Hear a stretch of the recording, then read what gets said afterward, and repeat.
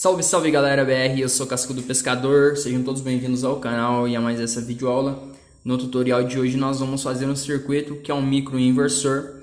Você consegue estar ajustando a voltagem de entrada dele para estar obtendo uma tensão de saída relativamente a que você vai desejar. Então você ajusta a tensão de entrada que você vai obter uma tensão de saída alternada também. Esse circuito, galera, ele é muito próximo de um ladrão de Joule, pelo seguinte motivo, que ele vai consumir até o último Joule da fonte de alimentação, da bateria ou fonte que esteja alimentando esse circuito. Ele é um circuito muito próximo, mas ele trabalha com a saída alternada. O ladrão de Joule ele trabalha com conversão de tensão DC para DC, ou DC para CC, é a mesma coisa, né? É tensão contínua. E o inversor ele trabalha convertendo a tensão contínua em tensão alternada. O ladrão de Joule utiliza até o último Joule, então ele utiliza a tensão da bateria, por exemplo, a voltagem da bateria até ela morrer de verdade, tá, pessoal? Até o último lá, até zerar ela, deixar ela zerada mesmo.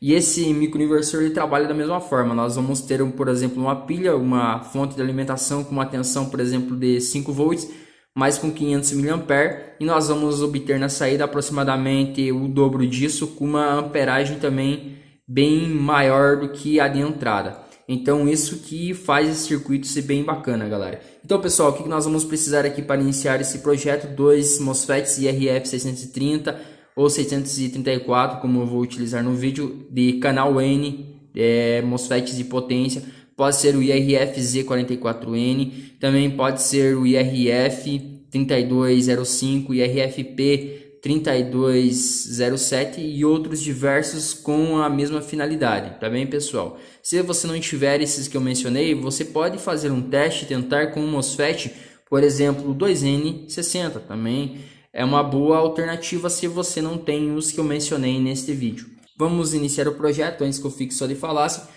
você pode utilizar dissipador a gosto. Se porventura você sentiu que ele aqueceu demasiadamente, você pode sim intervir e colocar um dissipador, lembrando, com espaçadores para não fechar curto entre os drenos.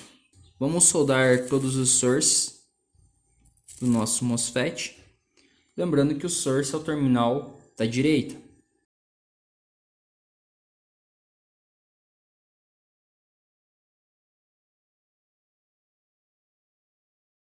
Agora nos gates do meu MOSFET eu vou soldar o resistor de 1 kΩ, de 1K, que é marrom, preto, vermelho e dourado.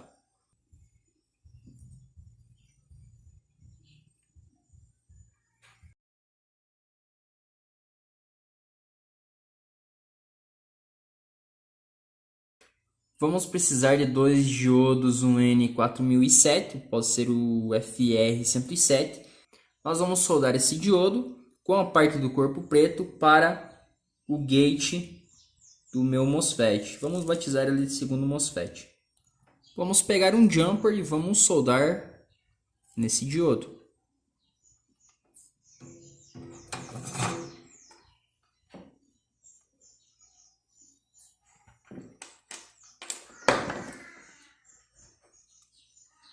Nós vamos dobrar esse terminal, esse jumper que nós fizemos, e vamos soldar ele no terminal do dreno do nosso primeiro MOSFET.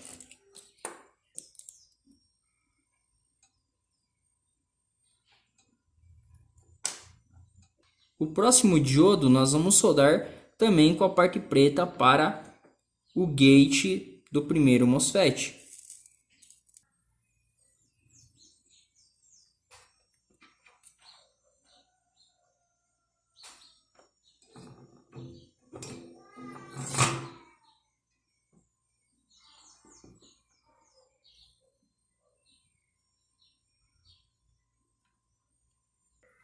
Vamos pegar um jumper também e vamos soldar no nosso diodo, na parte da listrinha do nosso diodo.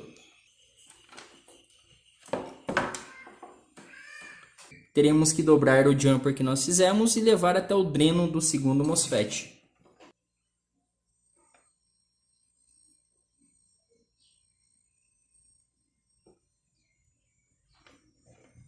Tá, pessoal, agora vamos colocar essa parte do circuito do lado, que eu vou partir aqui para o desenvolvimento da nossa bobina. Eu vou utilizar aqui uma toroidal com fio para o secundário de 36 AWG e para o primário de 20 AWG. Nós vamos fazer enrolamento do primário com 5 espiras e fio duplo, tá certo?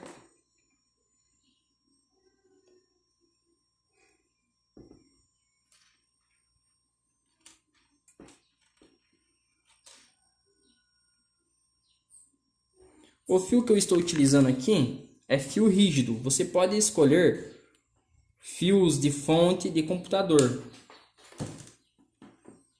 como esses aqui, que são mais moles e mais fácil de estar manipulando também.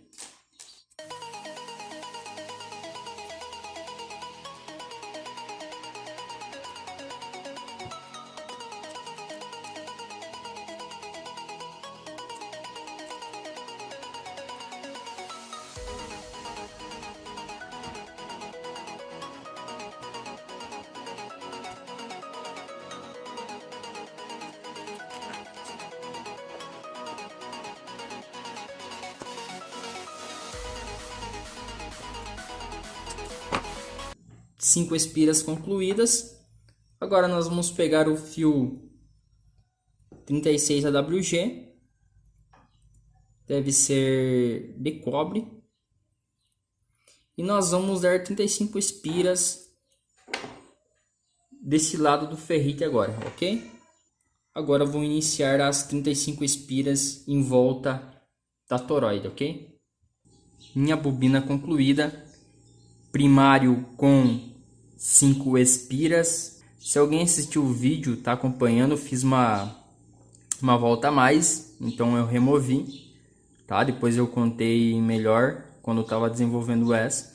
E aqui são 35 espiras correspondentes ao projeto original, fio 36 AWG, e aqui é 20 AWG. O que eu vejo muito na internet são pessoas tentando replicar o projeto da gente e saindo projetos mal feitos, né? Não sei qual é o intuito e a intenção. Eu acho que é de prejudicar mesmo. E você vê a evidência da pessoa sem o conhecimento, né? Porque talvez a pessoa tenta fazer, mas bate naquele muro, né? Que é a falta de conhecimento.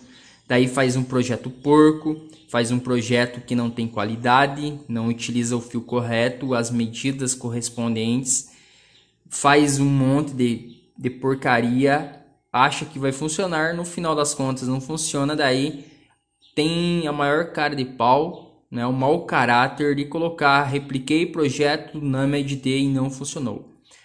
Tem um vídeo que eu fiz, né, a bobina muito bem feita, enrolamento justo, perfeito, como deve ser.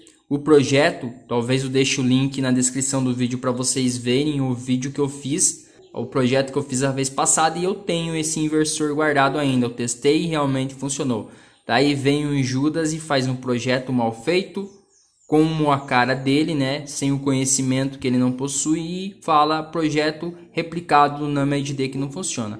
Você replica, mas você que não tem conhecimento, você deve saber das suas limitações, tentar fazer o mais próximo possível. Tem que saber testar os componentes, saber o que é um coletor emissor, dreno, source e porta, tá? Então a bobina deve ser essa daqui, correspondente. Desculpa aí se eu cheguei e humilho em alguém, mas é sim, né, pessoal? Olha, estão vendo?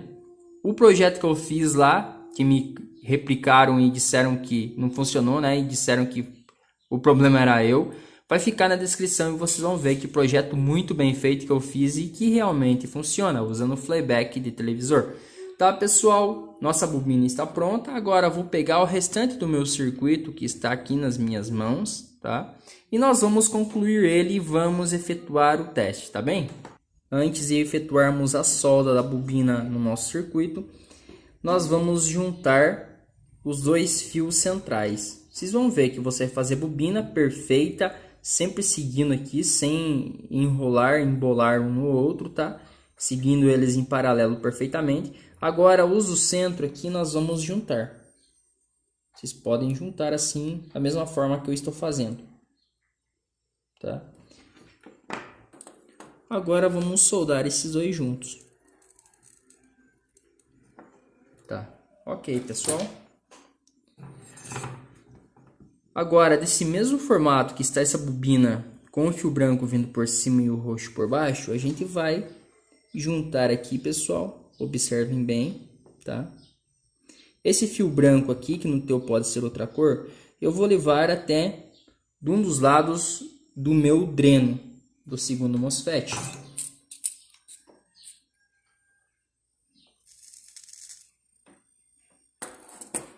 Agora o fio roxo, eu vou levar ele no dreno do primeiro MOSFET. Só toma cuidado para não estar fechando curto, ele não pode encostar nos outros terminais, senão não irá funcionar.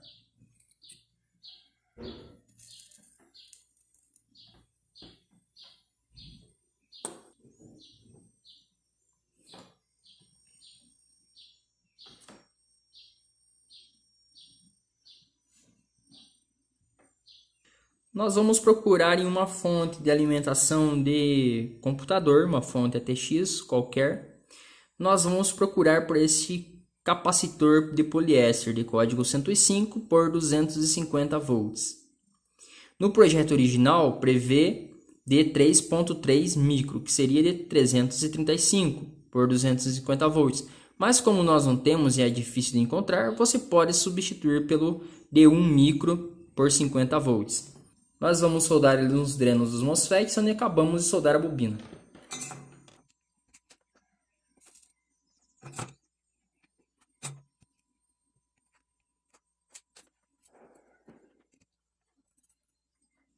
Ok, pessoal, é mais ou menos isso. Dá uma olhada para ver como que ficou o circuito. Lembrando, não pode fechar curto entre os componentes. O próximo componente é uma bobina de 220 UH, mas pode ser qualquer valor aproximado de 100 até 300 UH, ok? Nós vamos soldar aqui dos resistores que estão indo na porta dos MOSFETs até a derivação central que nós acabamos de criar aqui na nossa bobina, esse tape.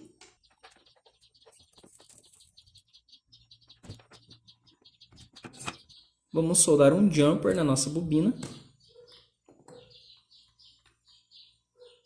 e levar até aos resistores, depois da porta do MOSFET.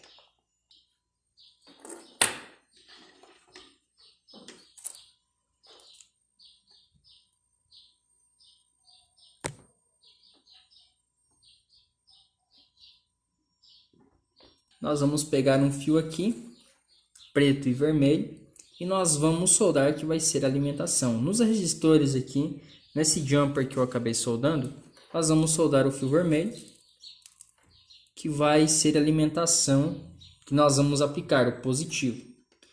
Já o fio preto, pessoal, vai ser o negativo da fonte, o GND.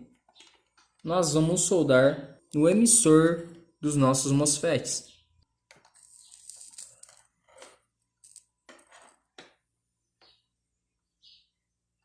Nosso circuito já está pronto. Observa bem para ver como que ele ficou. Também observa para ver se não ficou fechando curto em nenhum componente. Tá? Eu recomendo você afastar os terminais. Afasta os terminais que fica melhor. Agora nós vamos fazer o teste. Vamos fazer um teste bem bacana para ver como que ficou o nosso circuito depois de montado, ok? Bom, pessoal, minha fonte de alimentação está aqui do lado. Vamos medir a voltagem que eu vou ter, a voltagem de entrada, a tensão de entrada no meu microinversor. Como podemos ver, vai ficar aproximadamente 4 volts e meio. Vamos fazer um teste aqui com esse LED gigante que eu tenho. Tá? Ok. Aproximadamente 5 volts eu vou ter. Vou pegar o meu circuito agora, galera. Vou tirar aqui da minha fonte, vou colocar do lado e vamos ligar esse nosso circuito aqui. Garrinha jacaré vermelha no fio vermelho, que é o positivo, garrinha jacaré preta no preto, que é o negativo. Não sei se conseguem escutar, Deixa eu aproximar esse circuito aqui do microfone, mas fica evidente o ruído liberado por ele. Tá? Se eu remover aqui a ponteira preta, olha, o ruído cessa, ok? É sinal que nós já temos um circuito funcionando, porque ele já está oscilando e esse ruído é derivado da oscilação. A tensão aplicada aqui, como nós observamos, é uma tensão de aproximadamente 5 volts. Agora, com o meu multímetro, aqui na escala de energia alternada, 200 volts, eu vou medir a tensão alternada que está saindo no meu microinversor. Como a saída é alternada, nós vamos obter 2 fases, nós podemos colocar as ponteiras alternadamente aqui, galera. Tá? E nós podemos observar que nós já obtemos aproximadamente 12 volts, 11.4, né? 11 volts alternado. Se nós colocarmos uma ponta retificadora aqui, essa tensão ela vai chegar a aproximadamente 15 volts. Resumindo, nós estamos sugando até o último joule da nossa fonte de alimentação e convertendo em energia elétrica aqui no final. Se nós colocarmos a ponta retificadora, nós obteremos aproximadamente 15 volts, que é quase 2 vezes mais do que a voltagem inicial aplicada aqui no nosso circuito. Tá, galerinha BR, mas tem um detalhe aqui que é super importante. Antes aqui, pessoal, como nós temos aproximadamente 12 volts aqui, eu estou aplicando 4 volts, quase 5 volts no meu circuito, eu vou dar uma baixada na fonte aqui, só para a gente testar, tá? Vai chegar em torno de uns 3 volts mais ou menos aqui na minha fonte, né? Não sei se vai uns 2 volts aqui na minha fonte mais ou menos.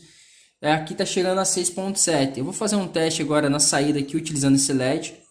Lembrando o que é super importante também, que você não coloque os dedos aqui nesse capacitor de código 105, porque você levará um choque ali, galera. Tá, então agora eu vou colocar o LED aqui e a gente vai testar para ver se vai acender o LED. Como vocês podem ver, pessoal, ele acende o LED, tá? Olha, para ver como que não é truque, ele tá dando um mau contato aqui, mas como vocês podem ver. Tá, galera, então, vocês viram que o circuito funciona. Eu vou desligar ele aqui, o ruído peculiar da inversão, ele vai cessar. Vou deixar do lado do meu multímetro. Agora eu vou dar uma explicação bem breve, tirar a fonte da alimentação. Agora eu vou fazer uma explicação aqui, explanar um pouco, só cuidado com o capacitor novamente, que às vezes ele pode estar carregado, né, 250 volts, com o microfarad dá um pequeno choque. Então, pessoal, aqui às vezes pode ser que o teu circuito aí você monte bem caprichado e ele realmente não funcione. Por quê? O capacitor, o mínimo deve ser de código 105 de 1 micro por 250 volts, porque ele é responsável pela oscilação desse circuito. Bobina bem feita, capacitor escolhido, desmancha uma fonte ATX aí de sucata. Outro detalhe muito importante também nesse circuito, que os resistores, né? Os resistores devem ser um pouco maior do que esse para alimentar os MOSFETs, tá? Eu utilizei o que eu tinha aqui na sucata. Um detalhe muito importante, eu acho que é o mais importante aqui, que todo mundo às vezes vai deixar meio baixo assim e não vai fazer, é a questão da bobina. Para esse circuito, para esse capacitor, realmente é 220 UH.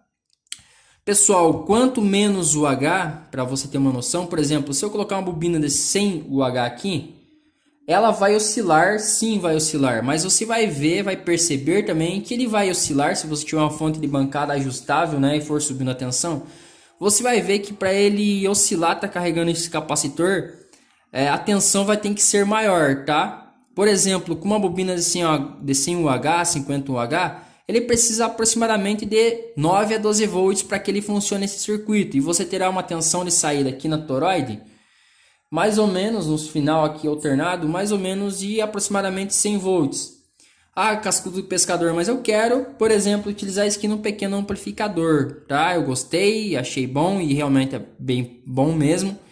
Eu quero utilizar ele, por exemplo, de 1 até 50 volts. Então, você vai colocar uma bobina de 220 UH ou com uma indutância maior, por exemplo, de 300 UH, 400 UH. Você mesmo pode fazer uma pega um ferrite, dá umas aproximadamente 50 voltas com fio de 0,09 milímetros, mais ou menos, umas 50 voltas que você consegue uma de 300 UH. E você pode estar colocando aqui que você vai ver com uma tensão aplicada de 1 volt ele já oscila, ok? Então esse é o segredo da coisa. Então o segredo da coisa, quanto mais UH, menor a tensão aplicada aqui para ele oscilar, tá pessoal? Então esse é o segredo. E se você gostou do vídeo, se inscreva no canal, ative a notificação para estar recebendo vídeos novos, compartilhe o vídeo para estar ajudando o canal a crescer e deixe aquele fantástico like. Tem mais galerinha BR, tchau, tchau.